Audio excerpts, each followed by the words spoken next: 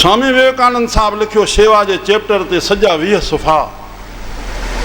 मतां कॾहिं भुल करके बि मुंहिंजी सख़्ती सां बंदिश आहे, जेको बि असांजे डिपार्टमेंट में स्पीच कोई कंदो त कॾहिं बि इहो लफ़्ज़ भुली करे बि न अचे त सहायता या मदद, इहो लफ़्ज़ भुली करे बि न अचे। धार्मिकता में इन शब्द जे लाइ इजाज़त ई न आहे। साम्हूं वारो पंहिंजी मदद सम्झे, साम्हूं वारो सहायता सम्झे, साम्हूं वारो महिरबानी बिलाशक घुरे, पर हे ॿुधण जी इंतज़ार ई न करे या इच्छा ई न करे, उनजे वात ते हथ ॾे, बोल न, चुप कर, तोखे तुंहिंजो नसीब मिली रहियो आहे, मां छा ॾेई सघंदो आहियां, बाक़ी केरु ॾेई रहियो आहे।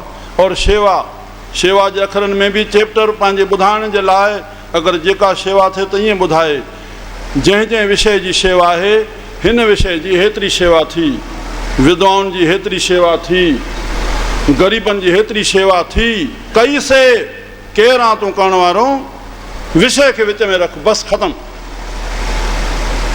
महिमान को कॾहिं ईअं न पुछो साईं छा खपई, वॾी महिमान जी तो बेइज़ती करे विधी।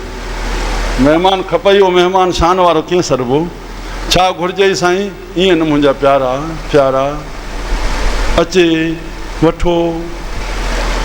भंडार में जंहिंमहिल रसोई हलायो, छड़ो अखर चओ साईं जल सिंध जी सभ्यता, सभिनी में साईं पटाटा, साईं फुल्को, साईं हे, पर ईअं न त टपड़ अॻियां न हुजे ऐं पुछे, हुनखे घुरबो बि त बि न घुरंदो भलो माण्हू, पर अॻियां झले करे साईं पोइ फुल्को न त अधु ई वठो, न त बसि शइ पुछी वञो, कोई दिक़त कान्हे, आराम सां विषय खे रखो, न वठण वारो न ॾियण वारो। अहिड़नि शब्दनि खे विच में इस्तेमालु कयो जंहिंमें अहम न पैदा थिए, न तूं रहे न मां रहां, कार्यो रहे।